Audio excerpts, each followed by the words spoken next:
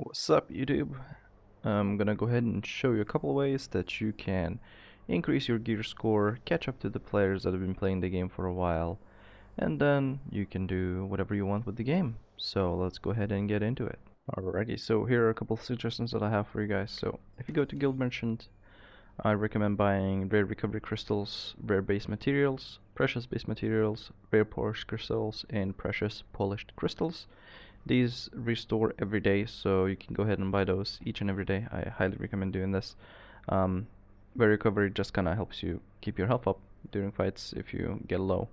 Then every week, trade conversion zones. The weekly reset is every Thursday, so make sure to snag those. And if you are a bit lazy to move around, you can buy guild-based teleport scrolls so that you can go ahead and teleport to your guild base and do your guild activities with your guildmates, or maybe even PvP them in the arena. Next, if you are curious how to get those guild contract coins, easiest way is to go to your guild and donate. That will give you 10 per donation. Which is a great way of doing it. Another thing you can do is finish up all of your guild contracts. So the more participation you have, the more chance you have at a better drop. So these are great ways to get your guild contract things done. Next thing I highly recommend doing is going to the Sundries merchant. Again, this is a weekly purchase that will reset every Thursday. So go ahead and buy these scrolls. Make sure to buy the eggs, the rye, and the honey each day. These are great cooking materials, and it does take quite a few of them to make good recipes. And since they have a limit, buying them each day just makes sense so that you can stock up on them and use them up. Next thing, make sure you always have world tree leaves. These will heal you a percentage each time your Amatoy is off cooldown, so that's a great way to maintain your health as well. Next thing is Stellarite, so make sure to stock up on this. I would recommend using the 10% for most activities, and then if you have a special boss or something coming up, use the 15% just for that increased damage that you can get. Next up, what is really good to get is the contract coin merchant. Over here, make sure to buy Mystic Keys every day. They give you random drops. They can also give you Morphs and Amatoys and fishing rods, so it's a really good idea to get them done each and every day so that they don't expire. Next thing I highly recommend getting is Precious Blessing Pouch each day. This has a chance of dropping you one of the tier 2 gear pieces, the regular weapons. This would be absolutely amazing to get for healers at the moment. It's quite expensive, and there are some other goodies that are here. So make sure to snatch that, since 250 coins is not that bad. Next thing, enchanted ink. Make sure to keep stocking up on this. You can use that to make lithographs. With lithographs, you're able to sell certain pieces of gear at a better price. Of course, to get the contract coins, you need to do the actual contracts. So this is one of the forms you can do it. Take a look at what you want, and then you can refresh, see what's good for you, what's easy for you to do. I really like doing Crimson Manor. So for example, if I do this, collect letter ball, easy, grab that, I don't need anything else from here, hit refresh. This is something that you should look out for, is the blessing pouches. With these, again, you can get some gear that's going to progress you quite nicely, and it's a great thing to do. So make sure you grab those and then keep refreshing and see what you can get. Next up, thing that you really want to do as well is, a lot of newbies don't know about this yet. In Herba Village, if you go to this person, Eleanor, with Resistance Goods Merchant, you can go ahead and purchase certain items, right? So, one of the really good items is the growth books. I highly recommend these. And another cool thing that you can do with your Omnipotence books is, if you have your skills maxed out, what you can do is go ahead and dismantle them to 1:3 ratio. This can give you a huge increase. You can boost up your skills really quickly, and I highly recommend doing this if you have your ults maxed out. If you don't have them maxed out, save them up, level them up, and only then dismantle them. Additionally, you can also dismantle the Precious Omnipotence Parchments, 1-to-1 ratio. From that, you can make regular Precious Skill Growth Books. So make sure to do that. Don't skip on it, and eventually I will also show you a good way to get some Essence. There's a really neat way to stack them up. So, few things to avoid here is the Trait Unlock Stone. It's really not worth it because you can only get 50 and it's 4 or 5 resistant metals. If you have a lot of them, you can go ahead and do it, but I would not recommend wasting it. Same for the common trait unlock stone bundle. You get 3 for 15, so kind of the same as this, but it's really not that worth it unless you're missing just a couple to unlock your trait. Another cool thing you can do is get these, the precious polished crystals and magic powder. These are quite effective and they do seem like a pretty decent deal. I haven't bought them yet, but eventually I might. The next thing is weapon mastery seal. So I think this is a decent deal because it's like 10 contracts to get this amount. You can save it up and buy some other things that you might need, but to me this seems worth it because I'm still leveling up my weapons. Now you might be asking, how do I get these resistance medals? So the main thing to get them is going to your exploration and then completing your exploration tasks. Previously we used to get random drops out of these. Now you get resistance medals. So with the resistance medals you can acquire items to progress yourself faster, which is a really cool idea. I like what they did here.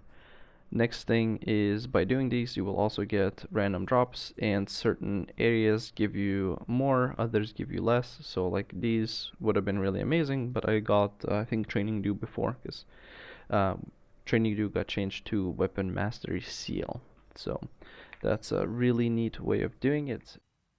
Additionally, make sure each day you're trying your best to complete your battle pass. If you can afford the premium one, it's a nice addition to get some goodies that will help you progress, like the books, extracts, powder, parchments, etc.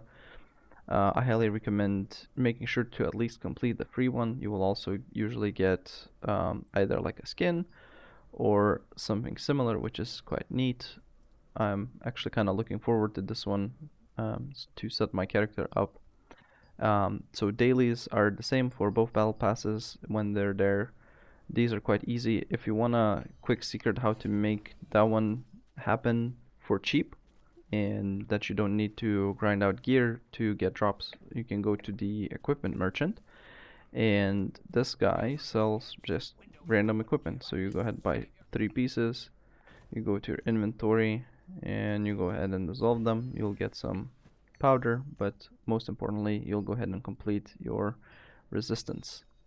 Next one is very important, is the weekly. So right now there is a couple days left till it's completed, so I just participated in one of the events and I need a couple more. So go ahead and make sure to complete these because they reset weekly and they give a good amount of points.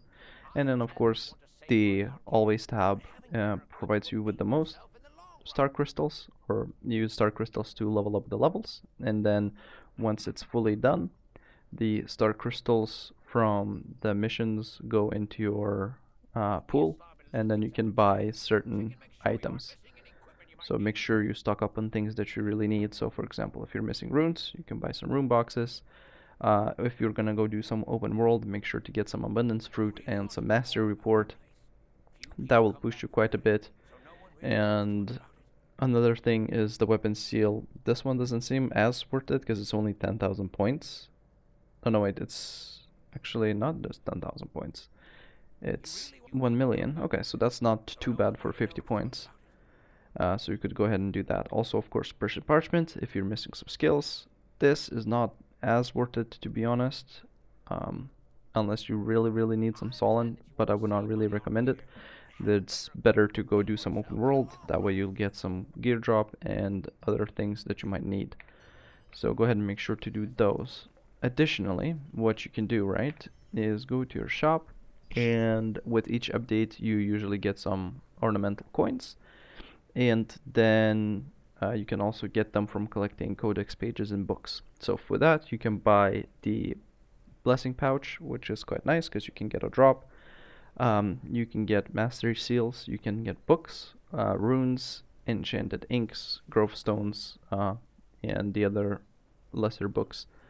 Additionally, if you really want to, you can get these, but they're not really worth it because you only get 3 points per morph. So this would be 3 points and this would be 3 points.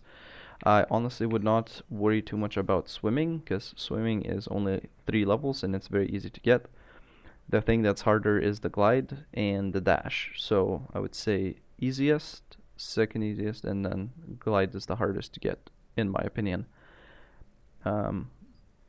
And the way you get them is you can find some of them and you can go into how to acquire, and then you will see where you can get them from what event, etc. So make sure to do that because that's a nice boost in your movement speed, which will help you move things along. Additionally, one more thing that you kind of want to do is do the leveling log. It's 500 loosened to unlock the bottom row, but it does provide you with some nice value. So you get a lot of mastery seals. You get some ammo toys, which are kind of whatever. You also get a morph. But the main thing that I look out for is the lithographs, so those are nice. The loyalty points, which you can use to craft weapons. Solent, which is a nice boost, and the main thing is the books. 325 books, that's a really good boost in your damage ability. I briefly touched on loyalty coins, right? So we have a new merchant that you can buy gear from. So from tier 1, tier 2 dungeons, you're gonna get fighting spirit, which you can then use to either buy gear or you can buy trade unlock stones. This is a pretty decent deal if you really need it. I'm saving it for my potential arch boss weapon or some similar gear that I really need. Additionally, I highly recommend saving up your loyalty tokens for the weapon that you're really looking for. So for example, Titanic Quick Blade is really good for greatsword users. It's one of the best that you can get. For wands, it's not too great. The Clay Salvation one, it's good, but there's a better one. And then the bow, you really want the Arc of Lunar Radiance if you're a healer. This is a really nice one to have. So you need 200 points. It's not too bad. The way you get them again is by doing your co-op dungeons. At the moment, they're slightly bugged. So if you do a random party, you can sometimes end up in different instances than the rest of your party. So you go ahead, you're gonna need to leave the dungeon and then join your party members, or they will need to leave theirs and join yours, which then also means that you're gonna lose out on the random chest, which is a sad thing. But by doing the tier 3 dungeons, you get your loyalty coins anyway, so that's a good thing, plus the drops that you can lithograph and sell. So, thank you all for joining for my very first video. I hope I was able to provide some info. I know that this is one of shorter ones. I just wanted to kind of dip my toes in YouTube and see what I can make.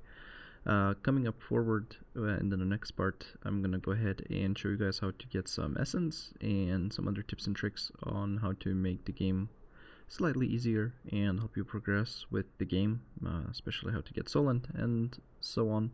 So thank you all for joining. I really do appreciate. If you have any tips and tricks or ideas, leave them in the comments. If you don't mind, leave me a subscribe and a like, all the good stuff. And I do hope you have a wonderful day. So thank you all and see you next time. Bye bye.